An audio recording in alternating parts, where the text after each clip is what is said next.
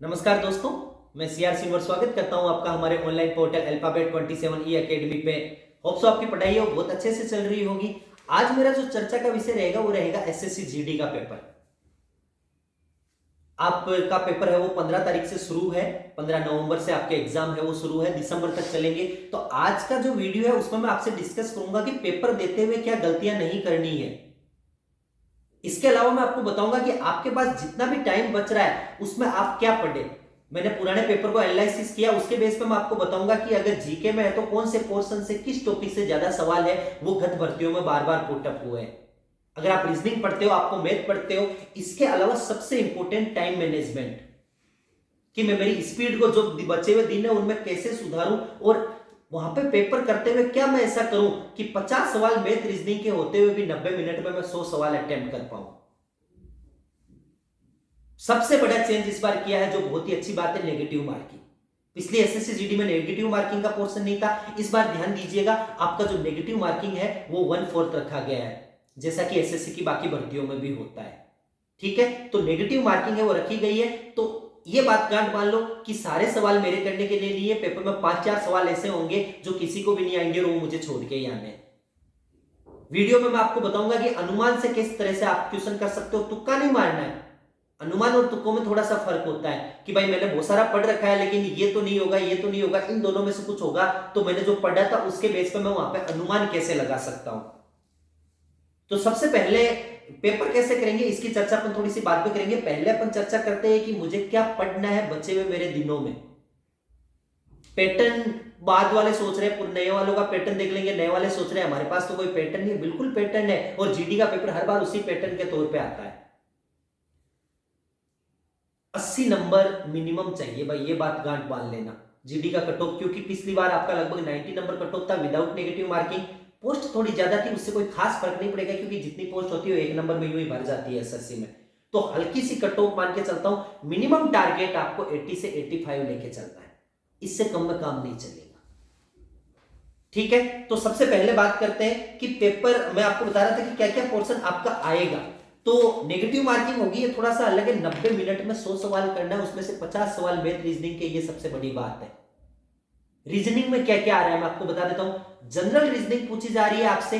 अगर उसमें अलग का कंपेयर करूं तो नॉन वर्बल के 4-5 सवाल आते हैं, बच्चों वाला सा क्वेश्चन होता है। रीजनिंग और हिंदी आपका स्कोरिंग सब्जेक्ट रहेगा, ये बात गांठ बांध लेना। पहले बोल रहा हूं, रीजनिंग और हिंदी जो 50 सवाल है ना, उस 50 में से एवरेज 47-48 अपन स्कोर कर देंगे, इजीली कर देंगे, क्योंकि बहुत इजी आता है। अगर हिंदी के मैं पिछले पेपर की बात करूं तो वाक्य शुद्धिकरण या जो शब्द शुद्धिकरण है उसके सवाल अच्छे खासे आते हैं, नॉर्मल आते हैं, ज्यादा डीपली नहीं आते हैं। इसके अलावा पर्यायवाची विलोम शब्द के कुछ सवाल आए थे। एक आपका गद्यांश आता है जिसमें खाली स्थान होता है और उसको आपको पूरा करना होता है कि कौन सा शब्द यहाँ पे आपका सही बैठेगा। इसके अलावा एक आपका पैराग्राफ जैसे गद्यांश है, उसके कुछ क्वेश्चन भी पुटअप हो जाते हैं, वो भी आ जाता है। तो नाम मात्र का पोर्शन है। हिंदी एक ऐसा सब्जेक्ट है जिसमें एवरेज लोगों का स्कोर होता है वो आपका 24-25 होता है। एवरेज जो आपका स्कोर होता है वो 24 एंड 25 होता है, इस बात पे गौर कीजिएगा।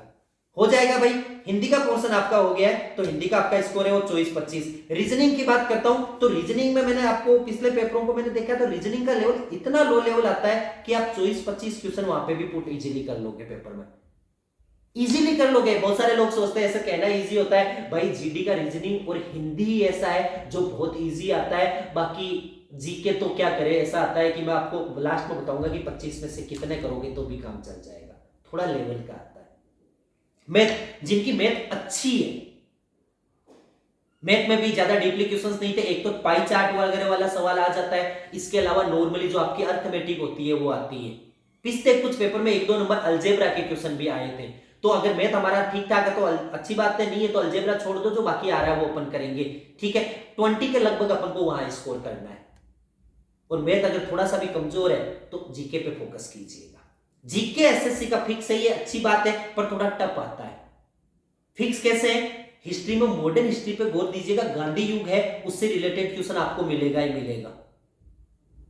1857 की क्रांति को अच्छे से पढ़ लीजिएगा। वायसराय या गवर्नर जनरल जो जो आए, जिन्होंने अपना कार्यकाल पूरा करके गए, उसको अच्छे से पढ़ लेना। या तो किसी ने बुरा किया हो या किसी ने अच्छा किया हो, कुछ कांड किया हो, उसी का सवाल बनता है। तो उनको आप अच्छे से पढ़ लेना कि भाई आपका बंगाल विभाजन है, कांग्रेस का है, जो भी है, या आपके ट्रस्टाउन की क्रांति है, किसके कार्यकाल में हुई, क्या हुआ, उसको थोड़ा सा अच्छे से पढ़ लीजिएगा। पुरानी हिस्ट्री बहुत रेयरली आती है, तो टाइम कम बचा है, थोड़ा फोकस कम कीजिएगा। मैं ऐसा नहीं कह रहा हूं आएगी नहीं, मैं पुराने पेपर को एनालिसिस करके बोल रहा हूं कि एसएससी में मोस्टली ये होता है। पॉलिटी, संविधान को अच्छे से पढ़ जाओ, 42वां, 44वां, 61वां, 84वां जो स्पेशल संविधान संशोधन हुए उन्हें थोड़ा सा अच्छे से पढ़ जाओ, ठीक है। ज्योग्राफी में तथ्य आते हैं ओनली, एक तो भारत के जो विश्व विरासत जो धरोहर में शामिल है ना, उनको आप एक बार पढ़ लेना। जैसे पूछते हैं हम्पी कहां पे है, लोकेशन पूछ लेता है, एलोरा एलिफेंटा की गुफाओं का सवाल पूछ लेता है, तो एक सवाल इसमें से आएगा। तो धरोहरों को एक बार आप अच्छे से पढ़ लीजिएगा कि किस पोर्शन में आपसे क्या पूछा जाता है, ठीक है भाई, धरोहर हो जाएगी। इसके अलावा मोस्टली आपके जो मुद्रा वगैरह उनको भी थोड़ा सा देख लेना, आदर्श देश की राजधानी है उनको देख लेना। जीडी इतना लेवल नहीं है, तथ्य होता है, पर तथ्य कुछ ऐसे होते हैं जो अपन ने कभी पढ़े ही नहीं हो, तो मामला गड़बड़ हो जाता है, ठीक है। साइंस की बात करता हूं, साइंस में केमिस्ट्री और स्पेशली आपका बायो का पोर्शन पिछली बार ज्यादा देखने को मिला था, तो इनको एक बार आप हल्का सा देख लीजिएगा। करंट और साइंस आपके दोनों में से एक पोर्शन ज्यादा मिलेगा पेपर में सबके, जिनके करंट ज्यादा होगा उनके साइंस कम हो जाएगा, जिनके साइंस ज्यादा होगा उनके करंट कम हो जाएगा।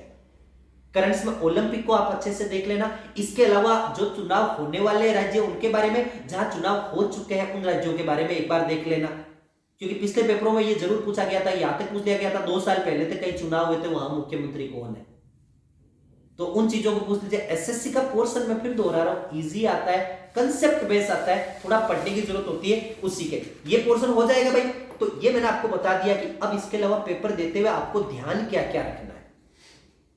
जो सबसे इंपॉर्टेंट है, नेगेटिव मार्किंग, सारे सवाल आपको नहीं करने हैं। 5-7 सवाल पेपर में ऐसे होंगे जो अपने लिए नहीं बने तो नहीं बने यार, ऐसा नहीं है कि कुछ तो तुक्का मार के चलो, वो आप नहीं करोगे।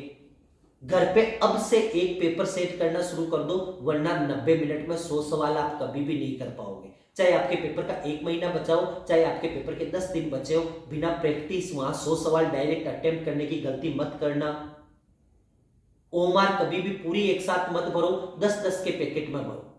ओमार भरते हुए ये जरूर ध्यान रखिए कि पहला सवाल गोला कर रहा हूं, दूसरा कर रहा हूं, तीसरा मैंने अगर पेपर में नहीं किया है तो चौथे का उसमें मत भर देना, जो ज्यादातर विद्यार्थी करते हैं।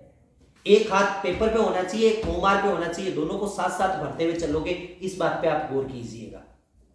ओमार सीट में बहुत गलती करते थे लोग, अगर फिर भी वहां गलती हो जाए तो मैंने पटवार के पेपर में भी आपको बताया, यू कैन, आप इसको फॉलो कर सकते हो कि वहां चौक वगैरह अगर अवेलेबल होती है ना, तो हल्का सा चौक लगा के उस पे उसको गिला करके उसको थोड़ा सा कम डार्क कर दो, और जो सर्किल भर रहे हो उसको आप अच्छे से डार्क कर दो, उससे भी काम चल जाएगा। बिल्कुल छोड़ गए उससे बेटर है कुछ तो करके आए ना। ओमार भरने में बहुत सारे विद्यार्थी गलती करते हैं, थोड़ा सा गौर कीजिएगा इस पे भैया। ओमार भरते हुए एक एक सवाल पर अंगुली, चौथा भर रहा हूं, चौथा, पांचवा, 10-10 के पैकेट में भरिए। टाइम मैनेजमेंट मस्ट है भाई, इस पे आप गौर कीजिएगा कि टाइम मैनेजमेंट है वो आपका क्या है, मस्ट है। पेपर आपका ऑनलाइन होगा, इस बात पे आपको इसके बारे में जानकारी होगी। कंप्यूटर पर जब भी आप करो, साइड में लिखा हुआ होता है कि कौन कौन सा मैंने पेपर किया है, कौन सा सवाल मैंने नहीं किया है। ऐसा नहीं है कि साइड में आपके होता है पोर्शन, ध्यान दीजिएगा कि ये सवाल मैंने अटेम्प्ट कर लिया, ये नहीं किया है, तो जो जो आ रहा है उसमें रेगुलर आगे बढ़ते रहिएगा, और लास्ट में डायरेक्ट उस क्वेश्चन पे चले जाइए कि ये सवाल मैंने नहीं किया है अटेम्प्ट, तो वो आप अटेम्प्ट कर सकते हैं, ठीक है। आपको ऑनलाइन पेपर है, कंप्यूटर वगैरह का हल्का सा नॉलेज होना चाहिए। माउस की प्रैक्टिस थोड़ी सी अच्छे से कर लेना, जो लोग माउस नहीं चलाते तो वहां पे जाके माउस पहली बार मिलता है तो वो हवा में ही रहता है। चलो ये बात हो गई। अब क्या पेपर कैसा आएगा ये मैं आपको बता चुका हूं, नॉर्मल सा पोर्शन होगा, इजीली आप कर लोगे। टारगेट आपका 85 मार्क्स का आपको लेके चलना है। टाइम मैनेजमेंट के लिए रोज एक पेपर आज से निकालना शुरू कर दो, फ्री भी बहुत सारे, पेड ले लो तो अच्छी बात है, उससे भी काम चल जाएगा। ओमार कैसे बढ़नी इस पर मैं आपको बता सकता हूं, पेपर किस टाइप का आएगा, क्या क्या आएगा, हो गया। अब से ज्यादा क्या पढ़ना है वो भी मैं बता चुका हूं कि जो जो मैंने चीजें की उन पे एक बार फोकस कर लेना। अब ज्यादा इतना टाइम नहीं बचा है कि आप सब कुछ पढ़ पाओ, टाइम आउट से वो थोड़ा सा आप बढ़ा दीजिएगा। ओमार कैसे भरे अपन चर्चा कर चुके हैं। नहीं, एक चीज और, पेपर पढ़ते हैं ना तो बहुत सारे में निम्न में से कौन सा नहीं है वो वहां पर है ही दिखता है, नहीं दिखता है, और 4 ऑप्शन में से 3 सही होते हैं, उसको टिक कराते हैं। तो जहां पर भी नहीं मिले ना उसको तस्से वैसे तो बोल्ड किया हुआ मिलेगा कंप्यूटर में, फिर भी थोड़ा सा इस पे आप फोकस कीजिएगा। नेगेटिव मार्किंग है भाई, ध्यान दीजिएगा। टाइम मैनेजमेंट के लिए रोज आपका एक पेपर करना है। तो मैंने एक स्ट्रेटजी बनाई थी कि एसएससी जीडी का जो आप पेपर कर रहे हो वो कैसे करो, इसके अलावा आपको बहुत बहुत शुभकामनाएं आपके पेपर के लिए, आपका सिलेक्शन हो। इसके अलावा राजस्थान पुलिस की जो लोग तैयारी कर रहे हैं उनके लिए भी मेरा बैचेज है वो शुरू हो चुके हैं, जो उसकी जानकारी है वो डिस्क्रिप्शन में दे रहा हूँ, वहां पे आप लोग देख लीजिएगा, थोड़ी ढंग से मेहनत कीजिएगा। बहुत अच्छी वैकेंसीज है, बड़ी वैकेंसीज है, और एक अच्छी बात है कि टाइम पे एग्जाम हो रहा है, ज्वाइनिंग भी आपको टाइम पे मिलेगी। जो लोग पहली बार हमारे चैनल से जुड़ रहे हैं, हमारे चैनल को सब्सक्राइब कीजिएगा, बहुत सारा स्टडी मटेरियल आपको यहाँ मिलेगा, बहुत सारी भर्तियों की जानकारी यहाँ आपको मिलेगी, जो भी कंपटीशन रिलेटेड जो भी चीजें होती है वो हम यहाँ पोस्ट करते हैं। वीडियो को लाइक कीजिए, ज्यादा से ज्यादा शेयर कीजिए। एक बार फिर से एसएससी जीडी के पेपर के लिए आपको अग्रिम शुभकामनाएं, आप जरूर सफल होंगे, अपने आप पे भरोसा रखिए, आपकी तैयारी बहुत अच्छी है। Thank you.